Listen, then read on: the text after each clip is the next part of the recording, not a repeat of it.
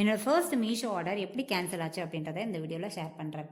So first நான் order எடுக்கிறதுக்கு முன்னாடியே என்னோடய ஹஸ்பண்ட் வந்து இதை எடுக்காத அப்படின்னு சொன்னாங்க. பிகாஸ் எனக்கு இன்னும் 2 வீக்ஸில் வந்து டெலிவரி இருக்குது, இந்த டைமில் இதெல்லாம் தேவையா அப்படின்னு நிறையா திட்டினாங்க. பட் இருந்தாலுமே நான் இதை வந்து அக்செப்ட் பண்ணியே ஆவேன் அப்படின்னு எடுத்தது தான் இந்த ஒரு ஆர்டர்.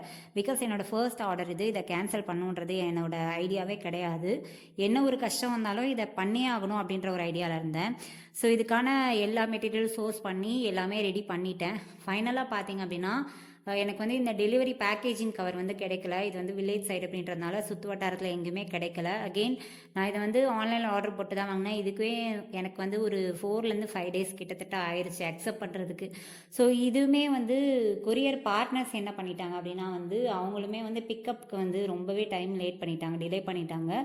ஸோ அதனால் என்ன ஆச்சுன்னு பார்த்தீங்கன்னா என்னோட கஸ்டமர் வந்து என்னோட ஆர்டரை கேன்சல் பண்ணிட்டாங்க. இவங்களுக்காக நான் ஃப்ரீ பீலாம் வச்சுருந்தேன். ஸோ இதுவும் கடந்து போகும். பாய்.